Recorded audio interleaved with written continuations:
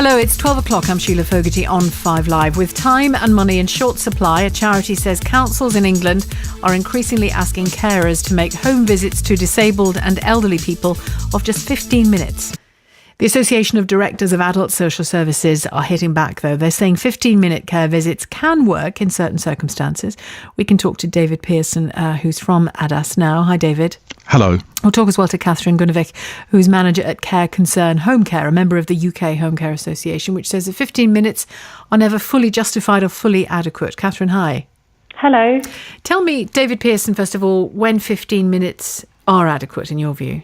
Well, I think the first thing to say is that all services should be tailored to people's individual needs, and we must ensure that there is sufficient time to provide personal services with the care and compassion that people require. But there are some circumstances, so for example prompting with medication, or just checking up on a vulnerable person, or indeed where... Prompting with medication, what does that mean? Well, for some people they're quite capable of taking the medication, but there might be a degree of forgetfulness about that. Okay. So it might need somebody just to pop in and say, have you taken the medication? Here it is. And I think the other area is where there are many family carers who provide fantastic care for their loved ones, and sometimes they need a little bit of support, a little bit of time with one or two aspects of that care. I think the other thing to say is that we're often providing extensive support for people up to 4 times a day. So in terms of personal care tasks, that may happen, for instance, in the morning, and in the evening it's a question of just checking that people are okay before they go to bed. So it is only in those circumstances, and it is in a minority of cases, that we provide such care. Although figures from Unison, when they made a Freedom of Information request earlier this year, reveal that 73% of councils in England, Wales and Scotland are still commissioning these 15-minute visits. Actually, England had the lowest figure at 69%, and the others varied and increased beyond that. But it's clearly happening on some scale. I think that although many authorities are actually commissioning such visits, as a proportion of the care that is commissioned, it is relatively small, somewhere around the 16% mark, for those examples that I have referred to. I think the other thing is that there has been tremendous progress in the development of social care services over the last few years towards a more personalised approach, where people can have access to the personal budget and make real decisions about the way in which they want their care to be provided. Catherine Gunnewicht, why do you say 15 minutes are never justified or fully adequate? Well, basically, we never ever have provided 15-minute calls, nor will we ever provide 15-minute calls. We feel that you can't do anything at all in 15 minutes. We're dealing with very, very frail, vulnerable people. They sometimes take 5-10 minutes to get to the door. It would be rushing them. It would be a very task-orientated kind of visit, just to go in for medication. You know, you're looking at a human being. Sometimes they might have problems swallowing their tablets that day. We're dealing with very complex medication issues sometimes, which can't be done in 15 minutes. What about those examples that David gave? I mean, you as an organisation can, of course, make a choice not to provide this level of care at just 15 minutes. But what about those examples that David gave? I don't accept that any kind of sort of individualised care can be given in 15 minutes. We're all, we treat people with dignity. We encourage independence. We encourage choice, and we don't feel that any kind of adequate care can be provided in 15 minutes. It's interesting to read what the government has said about 15-minute home care appointments. They say, quotes now, that these visits risk stripping people of their dignity and jeopardising their human rights. Now, they just say it risks. It doesn't mean they automatically equate to that, Catherine.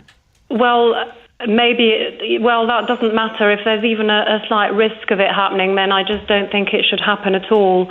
A lot of our client groups are very elderly. A lot of them are very lonely. They don't get out as much as, other people.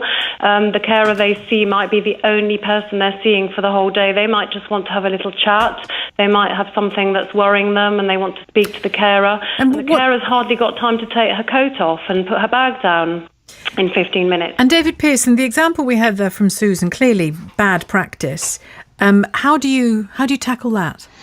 Well, I think one of the things to say... Actually, bad practice doesn't even cover it, really, does it? It doesn't. It doesn't indeed. Beneath contempt, yeah. Absolutely. And I totally agree that we must make sure that services are personalised. They do encourage people's independence and choice, and we're absolutely in agreement with that.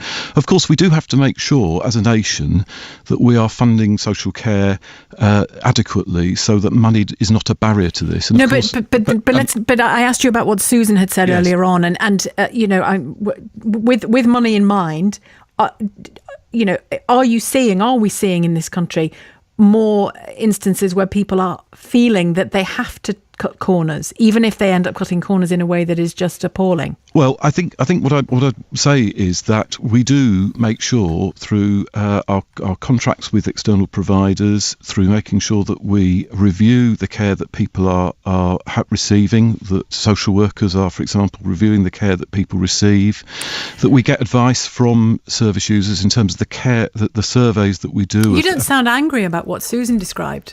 I would be if I was in your job. I'm passionate about, as indeed are all my colleagues, about providing the best quality care that can be provided for people with disabilities and older people in this country. We are very passionate about that and determined that services, where they fall down, and people sometimes do get this wrong, I admit, that where they do fall down, we make sure that those services reflect the needs of the people that they serve. Can I just say that I also feel that 15-minute calls puts the carer under a lot of pressure, and that it would affect standards, because I just don't think that the carers can do their job, properly and do everything that needs doing in 15 minutes.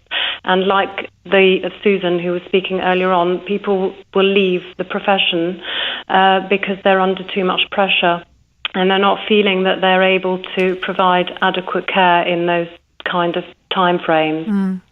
Just a final thought, David Pearson, on the inspection system. How does that work? Can somebody just be summarily inspected on a given day? Yes, they can. By whom? But by both the Care Quality Commission and local authorities who monitor the contracts. And we have a variety of means.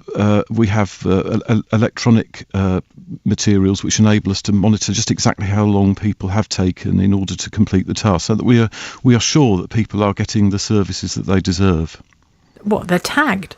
No, it's a system which are often used in people's own homes, so that we can monitor that the service has been received, and that people can have confidence, carers can have confidence that people are receiving the services that are required. Oh, sorry, how does that work? Well, for example, there might be a box in somebody's home where the carer will make it known that they're there, and then log off when they go out of the home. So almost clocking on, clocking off approach. Right. Yeah, okay. Yeah. That makes sure that people are getting the right kind of quality of care. Okay, thank you very much. It doesn't make sure they get the right quality of care. It just means somebody was there. It makes sure that they stay there at length of time. But quality of care, cannot be delivered in 15-minute calls, I'm afraid. Okay, well, thank you. They're unacceptable. Thank you to both of you, Catherine Gunnewicht, who's manager at Care Concern Homecare, and thanks to David Pearson from the Association of Directors of Adult Social Services.